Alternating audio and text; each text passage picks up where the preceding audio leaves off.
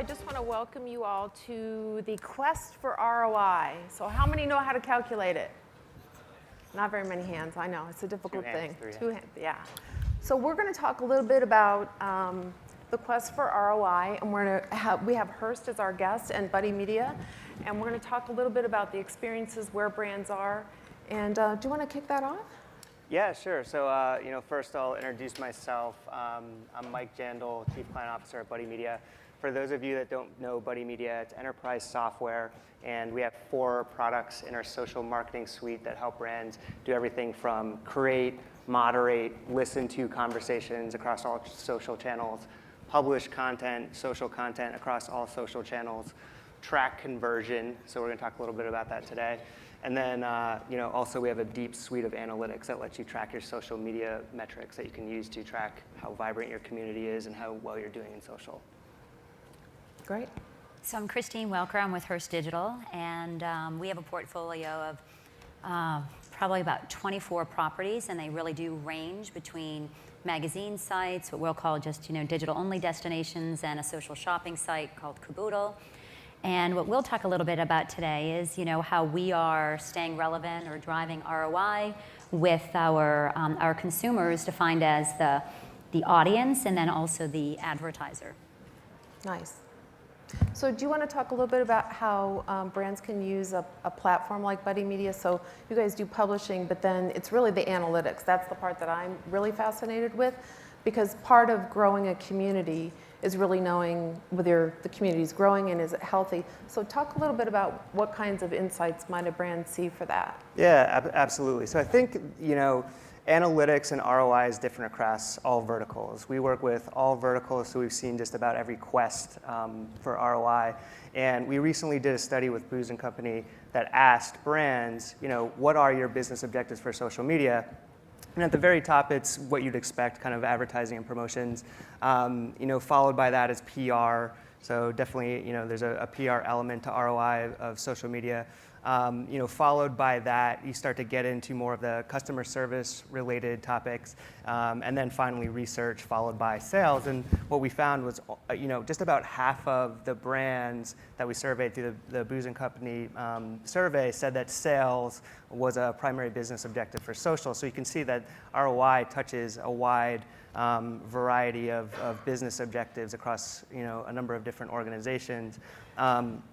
If we look at it strictly from a sales perspective, I think we found something very interesting. So we just recently launched a new product called Conversion Buddy that tracks ROI, specifically sales ROI. And there's a number of different types of ROI, like conversions through capturing an email, or someone taking a poll or a quiz, or whatever you consider ROI as a brand. But looking specifically from the sales side, something interesting that we found, and these are metrics that we could track in our platform, to your question, is there's an incremental $2.10 on every Facebook share across all the brands that were using that technology, which we felt like was pretty interesting. And then talking to some of our other fashion retail brands, they've actually seen average order rates significantly higher from traffic that's generated from social media channels, Facebook specifically.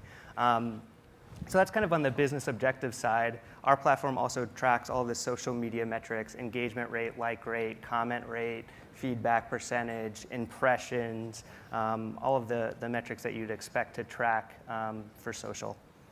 And it's really important to have these kind of metrics, because without the metrics, you can't get to the ROI. So generally, people look at who are you talking to, what are you talking about, and those kinds of things. And I think you have some really good examples of how you're building your community and the kinds of things you're seeing. Well, I think the first thing, before we get into sort of some of the examples of what we're doing, say with Buddy and otherwise, is that our currency is content and traffic. So one of the things that we're trying to wrestle with, and the problem that we're trying to solve for right now, is that from a consumer standpoint, when you think about it, this sort of every time, anywhere world has added this whole new layer of challenge for us, which is relevance, for example. So in that particular case, we're trying to solve for that and creating these content packages, which is content that can be an experience that lives in book, online, on the mobile web, on a Facebook platform, or out on a social platform. That would be one from a consumer standpoint. And then the other thing we're trying to solve for is that from a client standpoint, and I'm sure we've got a couple clients in the room here, is that they want added results, but not added resources. So that becomes another ROI challenge, and that's why we partner with Buddy, because we want the scale and the synergy to be able to create what we would call seamless experiences for our consumer as they're consuming content in multiple places, but then trying to figure out an advertising model, which means that they can then sort of follow those experiences. So that's a little bit of what we can talk about with Buddy, but from separating out the advertiser's solution, our ROI, again, is that we're just trying to grow our traffic, drive engagement, and sort of get the communities talking about our brand and consuming our content. So for us, our two currencies are really content and traffic. Yeah, and I think that's a really good point. It goes back to something that we didn't touch on in the beginning, which is I think ROI also starts with community. So you have to focus on community first, community content, then commerce and ROI, which is a common theme that we see across all of our brands. So focusing on really building a vibrant community across all social channels is always the first step to ROI, and something that you all have done a really good job of at Hearst, especially talking about some of the recent examples and some of the recent launches. Like I know we did a really interesting study with Real Beauty, where we focused on that community for 2 weeks and saw some really interesting things when we started doing things like optimizing the post length, optimizing the messaging within that community, trying to create a real conversation, and we see things like average comment rate increasing by over 200%. Yeah, I'll just add in if I could on that one. Again, as I had mentioned, we have a portfolio of lots of different kinds of communities, and we try to talk to each of them. So every ROI, every goal, every objective, when we go in, is set up very, very specifically for that brand. And the brand champions are often very different. And I don't know if there's anybody from Hearst in the room. I'll get in trouble for saying this, but we literally did a test because we've got Real Beauty that doesn't have your traditional editorial team involved, for example. There's no connection to, say, the magazines and the way the magazines operate. Not that that's a bad thing. It's a very different approach than, say, what we might be doing with Marie Claire. So one of the things that we've been doing is trying to test lots of different ways to engage. And with Real Beauty, I think the hardest thing for us at Hearst is that for Real Beauty, we gave control. We wanted to test giving over greater control to Buddy Media because, just some of the basic principles that you always talk about, the best practices, less is more. We've got our, traditional content editors that love to post. And so, we have two experiments going on. One is trying to give over control, whether it's to the community or in this case, Buddy Media. And that's what we've done with Real Beauty. And I think, you've had it for 2 weeks in your hands, and I think we've tripled the community base. And in that particular case, all signs were positive, and the posts were down, and that was a good thing in that particular case. And then, so you begin to see that the goal and the objective, the studies that we're doing, one approach for Real Beauty, less traditional sort of approach, and then maybe a different approach for Marie Claire or Cosmopolitan. And I think that's a really good point because when you build a community, there's the principle of 1-9-90. So 1% are the super users who post, 9% respond, and 90% are your readers. And oftentimes the brand will want to do all the posting, and you have to obviously seed your community in the beginning, but what you want eventually is to create brand evangelists, right? And so you can see that through the analytics to see, comparing the posts of your consumers versus the brand, and that's what you were saying, right, is that you saw the brand not posting as much. Yes. Right. Decrease in number of posts from brands and then increase in posts and engagement from the actual users in the community. Exactly. So yeah, we work with another brand, Publishers Clearinghouse, who's done a really great job of that. So through our tools, they're basically filtering on all question words. So who, what, when, where, how. They actually look at the question mark symbol whenever that comes up. They shoot off an email to one of their community managers who's jumping in and answering that question. And through doing that over and over and over again, what they see is that a lot of their community starts to jump in and answer those questions. So they start playing a good host, they set a good example, and then the rest of the community starts playing a good host as well, which is something that's really interesting. I've seen that with a lot of brands where companies will have some sort of disaster or upset, and if they've done a really great job creating brand advocacy, the customers will come to the rescue of the brand, and that's when you've done a really good job. Absolutely. So let's talk a little bit about ROI, because it's a topic that is, social media is not new, right? It didn't just happen yesterday. And I think one of the reasons is because if you look at Geoffrey Moore's technology adoption curve, there were the innovators and the early adopters, and they're pretty much risk takers, right? So they wanted to do social media regardless of whether there was a concrete number at hand. And then the next part of that curve is really the early majority. And if you look at the curve, that's the largest group of people, right? So if you're, let's say, a vendor and you're selling to a community, that's the largest number of customers. But they're a little bit different market segment. They're pragmatists, and they want to know, show me the money, right? They want to know the number. And so I think what I see happening, at least in my own practice, because I help vendors as well as companies calculate those ROIs, is I'm getting more and more requests for them sitting down with me and saying, okay, Dr. Nat, we have all these metrics, now what do we do? Can you talk a little bit about what you're seeing, the metrics, and how you're helping brands with that? Yeah, absolutely. I'll just repeat something I said earlier, which is focus on the community first. Yep. When you start looking at metrics, and you've probably seen the same thing. So, if you don't have a vibrant community and you have 1 million fans on your Facebook page, it's kind of the same thing as having an email distribution list that has 1 million people on it with a 0% open rate. So you really need to focus on fostering the community and getting into people's feeds. So, when you're looking at overall engagement from a Facebook perspective, you're looking at things like, the engagement rate, like rate, comment rate, and all of those things actually contribute to your overall impressions and your feedback percentage, which is, the amount of engagement that you're getting based on how many people have actually seen the posts. Because everybody in this room knows about our friend EdgeRank, which is basically deciding which content is most interesting for everybody out there. And you're not going to get past EdgeRank unless you have interesting and engaging content.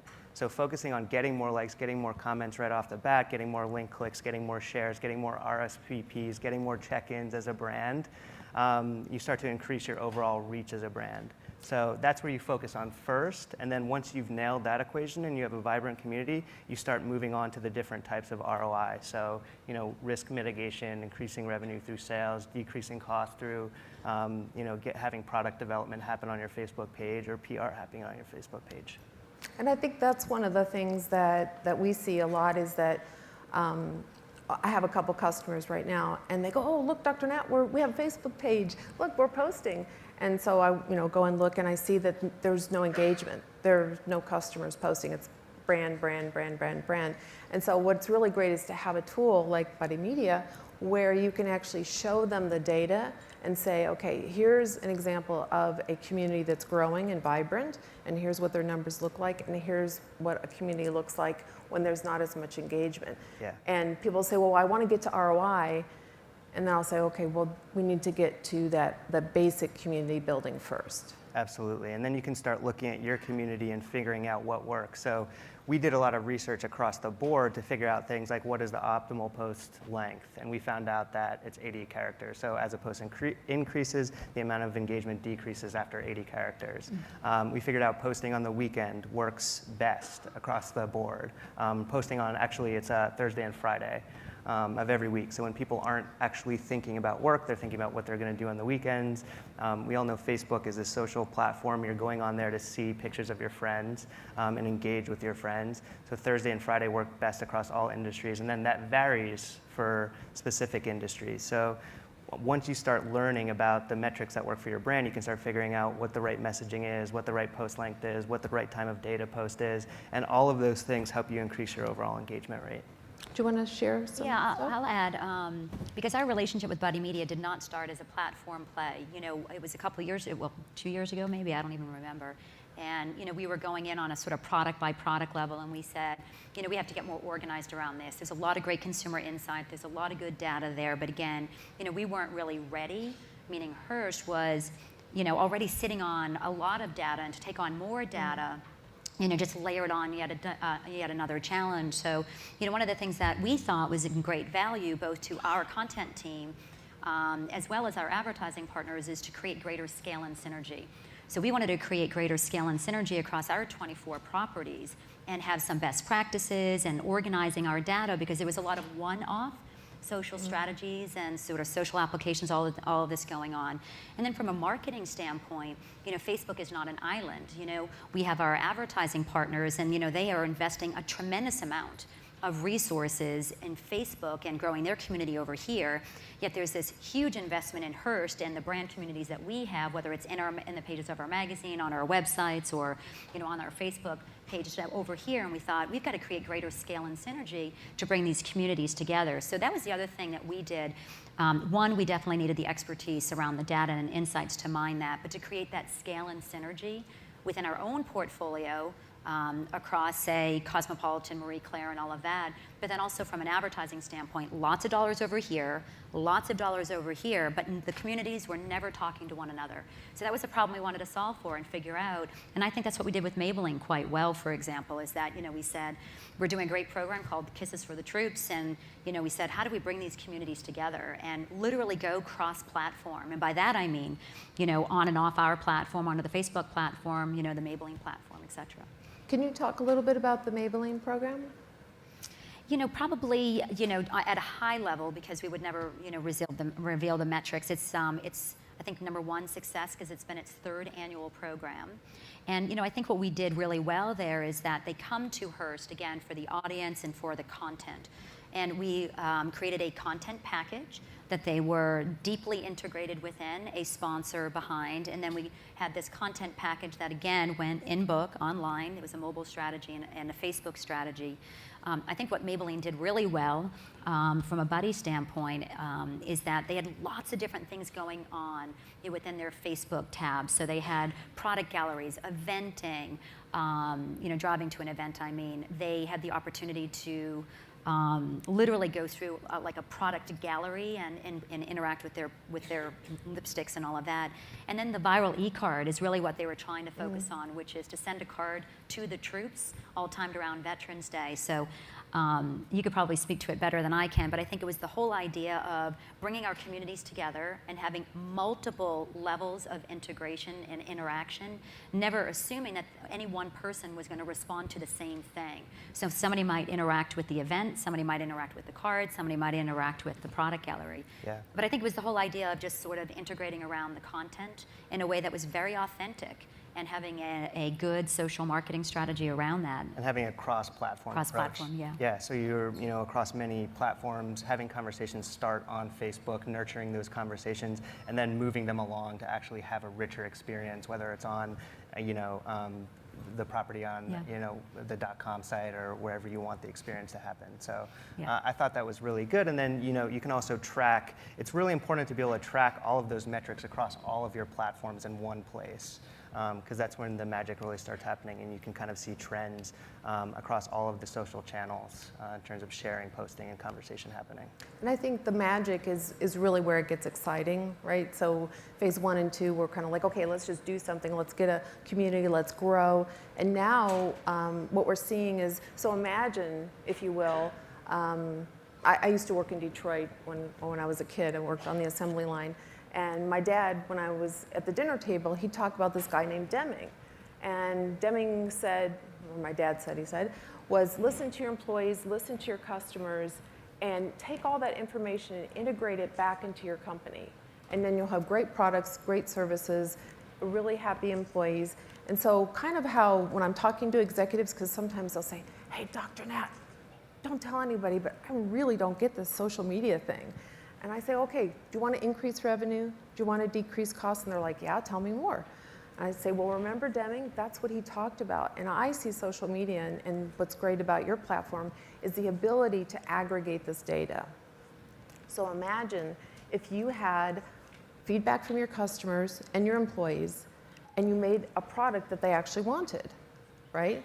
So now you have increased conversion rates, cheaper marketing costs, cheaper PR costs. You have higher conversion rates, you have lower return rates, you have less issues with customer service.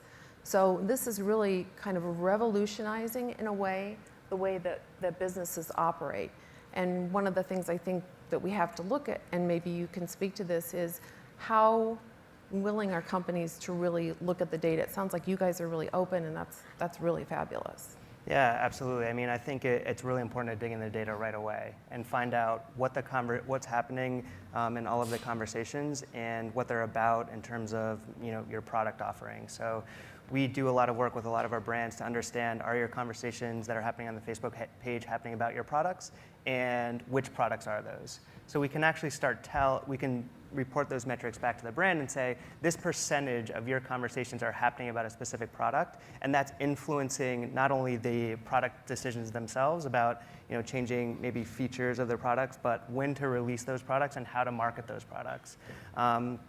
So we've seen a lot of organizations who are willing to take a deep dive into that data, change their entire marketing strategy and product development strategy around what people are saying in social, which I think is something that's really powerful, and it's happening more and more. We see more brands adopting that approach to product marketing and research. It takes really strong leadership to look at what you're doing and say, maybe not so much, right? So that takes a new kind of leadership. It also takes some organizational change. And what I'm seeing a lot of is that when you have a very collaborative culture, then these things are possible. And if you have very siloed cultures, it's a lot more difficult. Well, I think the most important thing that you said is that, whether it's, whether you have a champion in-house or whether you have a collaborative organizational structure or not, I mean, there's a little bit of push and pull going on. I would bet if anybody in the room would not admit to this, I'd love to hear what your strategies are. But there's a lot of, what do I do with social? Who owns social? Yes. Within the company. So I think from an organizational standpoint. I've written blog posts where people attacked me. Well, I mean, I'm sure everybody is moving towards collaboration, but the listening in on your consumer, you cannot deny, for us, 2 years ago, we began to see a real turn that 1 out of every 4 consumer subscriptions was sold via our websites. And now we're also seeing that upwards of 25% of or even a third of our incoming traffic referrals are coming from our social properties. So we are really focused on the fact that while we're probably not doing the best job yet, we're bringing in a lot of consumer acquisition now through through what we're doing from a Facebook standpoint. So it's a big part of our future. We haven't quite figured it out yet, but working on it. Yeah, nice. And I think those conversations happen everywhere too. So it's important to understand the conversation that's happening on Facebook, Twitter, YouTube, LinkedIn, all of the social platforms. And then it's also very important to understand, not just the conversation, but what are people doing? And I think that's kind of the next step into tracking social media metrics is based on those conversations, who's talking about it from a demographic perspective? Does it skew male, female? Where are those people located throughout the country? Those sort of demographic about your audience, who's sharing the product, and then who's actually buying it.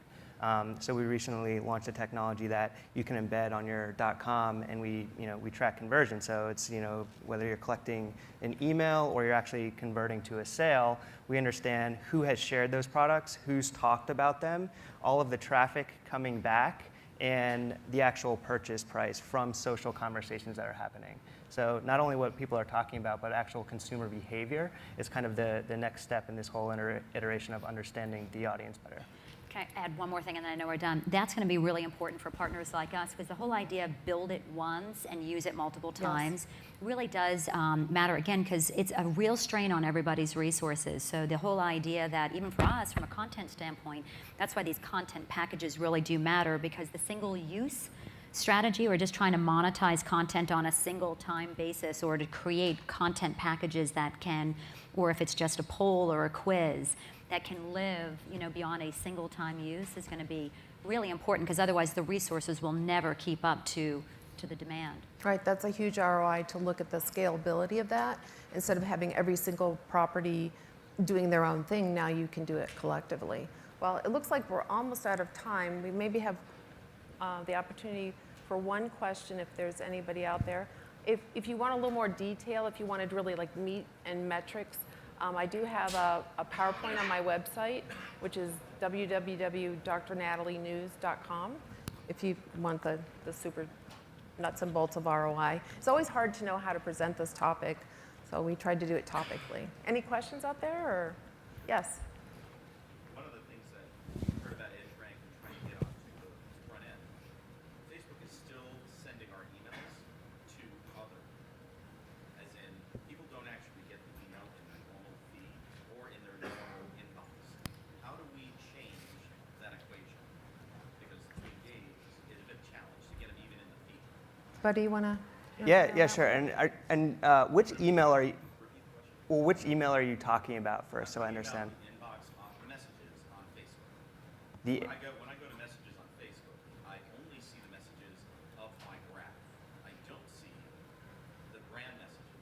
How do we get the brand messages greater awareness aside from catchy content that someone might get interested in? Right. So the question is messages sent out to the Facebook inbox. Your fans of your page are actually not getting the email about that. So the first thing I'll say is don't use the inbox ever again. So nobody checks the inbox, specifically if it's a branded message, people skip over it.